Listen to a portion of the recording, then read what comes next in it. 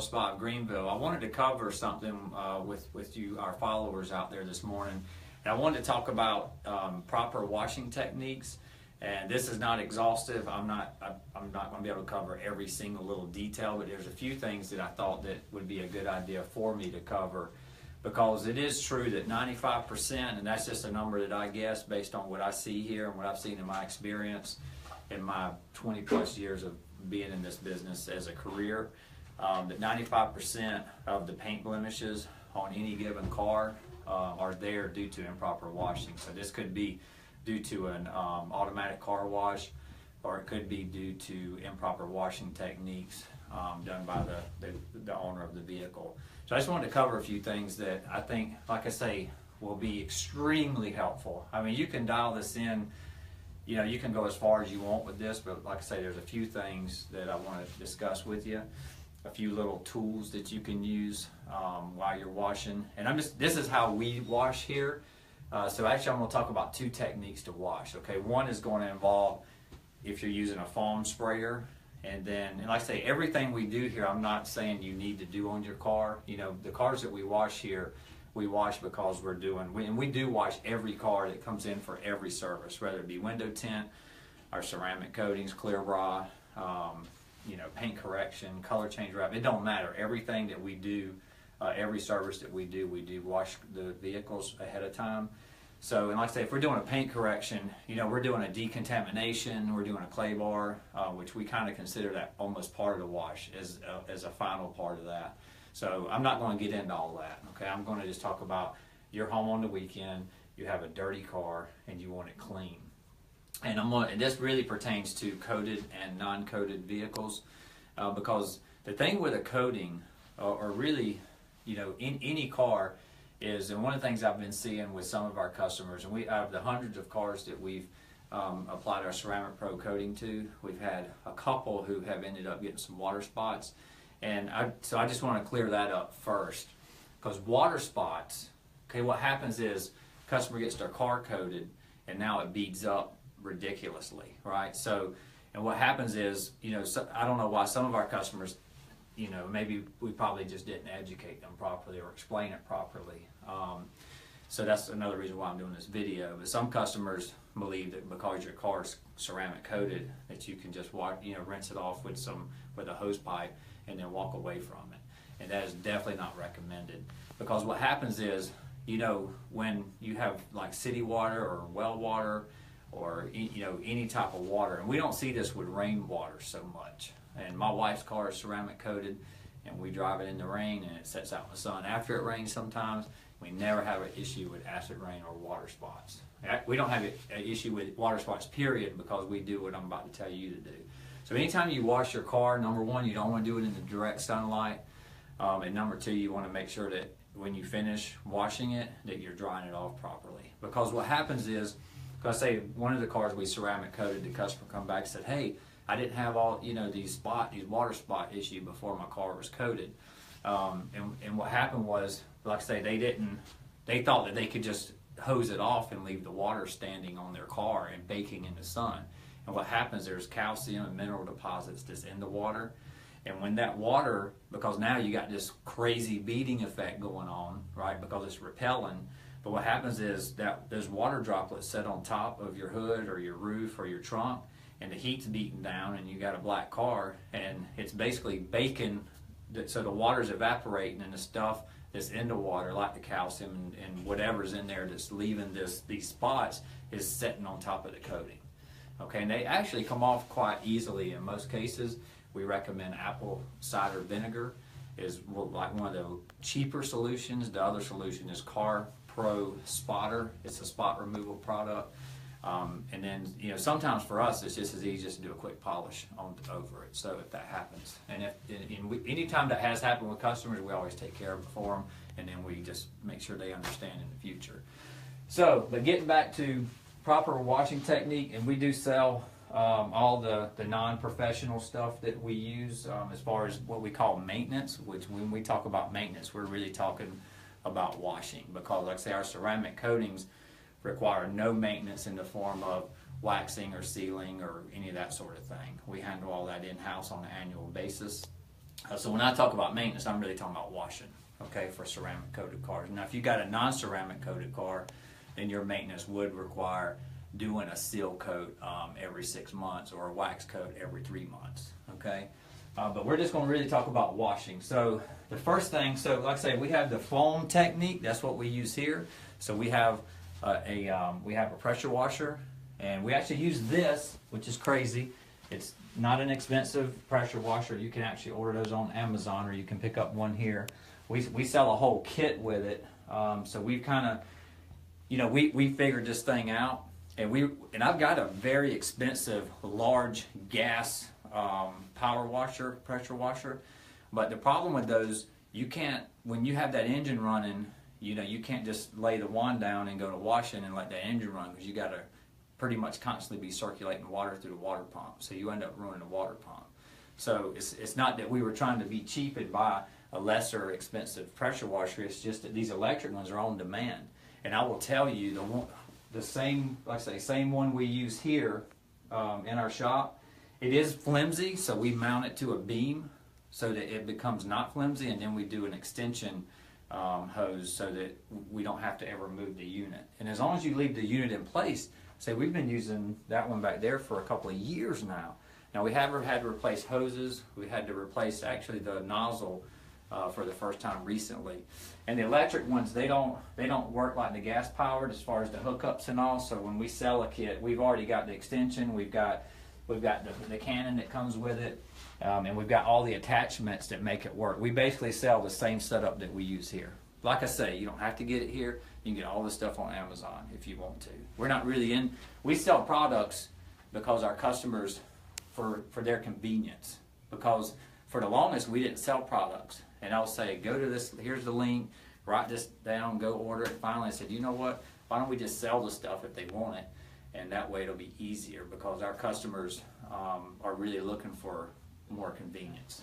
So anyway, so we got the foam method, but you know, maybe I'm not going to talk about the foam method, because I've already realized that most of our customers do not have a pressure washer. So I can do that in another video. So let's talk about the normal method that if you're washing your car, we call this the 2-bucket method.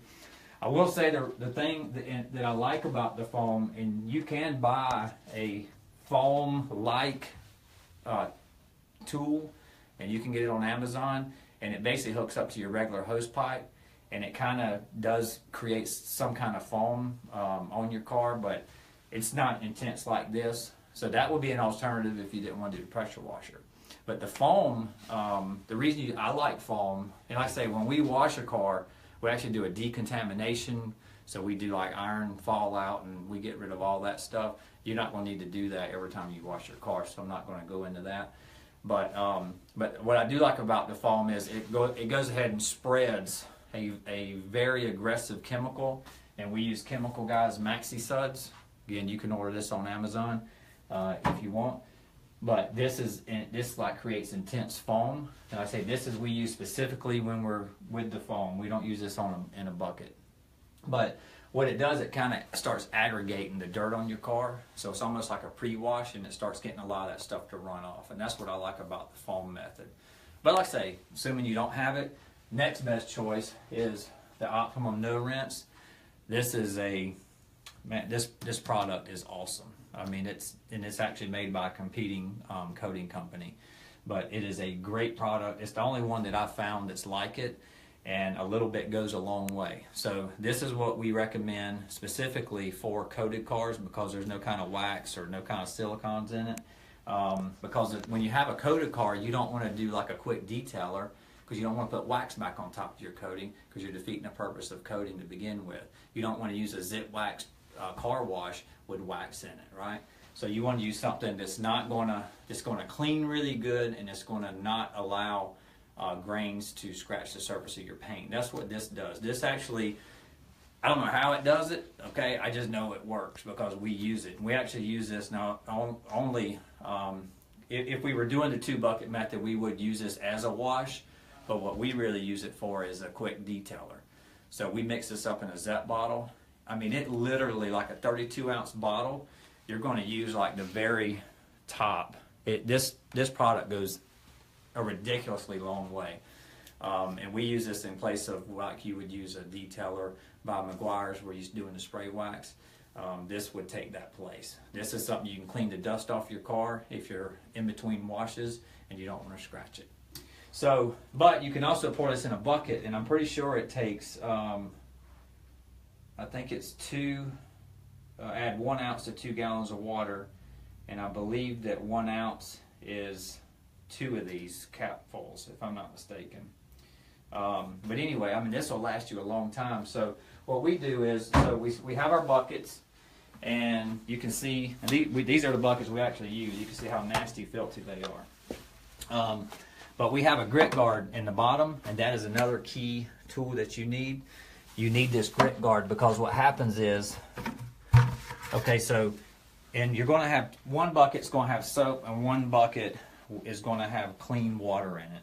And you're going to fill the bucket up to about here, okay? And what you're going to do, so this grit guard, what happens is, whenever you're washing your car and you stick it back into the bucket, anything that comes off your car is going to fall below the grit guard and not get picked back up again. So I would say like the number one thing you can do to properly wash your car is to get a grit guard in your buckets and to use 2 buckets. So basically this is the idea. You know, you rinse your car off and you're going to start washing. So you have your soap, say in here, and I like these. Don't let the handle fool you, okay? Most people equate a brush with a handle with like a brush like this, okay? But this is the same as this. It's just on a handle. And I like a handle because, one, you don't have to bend over as much. You know, with this, you're leaning up on the car. If you have a belt buckle, you know, you're in rings, and you're just, to me, it's just like you're all up in the car, and I don't like that. I like to stand back away from the car. And like I say, it's the same material, so there's nothing that's more aggressive about this than this. It's just, for me, it's just, I think it's makes the job easier, and there's less a risk of you scratching your car. So anyway, so you're going to dip it into soap, and you're going to start at the top of the car, and you're going to wash it, and then you're going to stick it into the clean bucket, clean it off, get some of that junk off of there. And you don't want to use the same bucket. That's the 2 bucket method. And then you're going to go back to soaping again, right? And like I say, so we're talking about washing, not in the sun, using a good product like the Optimum No Rinse, and then using a 2 bucket method. And then of course there's a little tips like, you know, we don't use this. We have a lot of, like we would use this. We got one of these that we would use for doing the lower parts of the car, like the rocker panel areas, because we don't, you know, I never want to use something that I use on what I call a B or a C surface. So you have A, B, C surfaces on a car. I don't want to use a C surface microfiber wash mitt on an A surface, right? So we work it down like that. And then, you know, we actually take our old microfiber towels, you know, after we've used them a little bit, and our final use for these is we'll wipe in wheel wells, door jambs, that sort of thing, and then we trash them. We go through rags like crazy. I mean, and these rags, let me tell you, Costco, most of the high-end detailers that I know across the country, or a lot of them, do like the Costco towels because you get like 32 of these, and I think they're like $16. We do pre-wash them before we use them the first time. That makes them softer, and it also makes it where there's not as much lint. So that's a great tip for you. And we do de-tag them, so we pull the tag off because that little tag can cause little scratches. So, and like I say, you can use them on a surface for drying if you want, and I do like these, and I like the waffle. This is a waffle microfiber drying towel. But you don't have to have the waffle. This one just absorbs more than this. But like I say, but these actually cost a lot more. So we actually use these to dry with. But what it is, you can, like I say, dry them off with this, and they can be re-washed if you need them. And then also with these microfibers here, don't use a fabric softener whenever you're drying them. That's another tip, because if you use a fabric softener, it does something to the material where it won't absorb very well. So just remember that when you're doing the wash. But other than that, and like I say, don't let the water sit on there. Make sure you go ahead and get it off. For our ceramic coated cars, a lot of our customers will use a leaf blower and blow a lot of the water off ahead of time, and then kind of go back over. And you could, like I say, mix you up a little 32-ounce Zep bottle with this in it, and just kind of go back over and, you know, make sure everything's cleaned off. And then we use these. These are awesome brushes, and I don't know if they sell these on Amazon, but these brushes are so good because they're for wheels, and they're soft enough to not scratch, but they're firm enough to clean. And our ceramic coated wheels are very easy to clean anyway. But these right here, and they come in a couple of different sizes here. And we're testing another product. We do sell the Blue Night. This is a SoCar Chemical Company product. It's more like a lotion, so it's not a high gloss. It's kind of a satin finish when it goes on the tires. And if you do it ahead of time and don't drive the car immediately, and let it set for just a little while, it'll kind of soak in like a lotion, and then it won't sling everywhere, because that's everybody's biggest concern. And we're actually testing a tire coating that is like a semi-permanent coating for a tire that would eliminate doing this. And that's something that we're working on. We're trying to get feedback from a few of our customers that are helping us with that. But anyway, thanks for watching. I hope this is helpful. If you have any questions, you can post them up in the comments, and as we have time, we'll respond to that. But thanks for watching. If you need anything, we're open Monday through Friday from 8:30 to 5:30, and we'd love to serve you. Thanks again for watching. Bye-bye.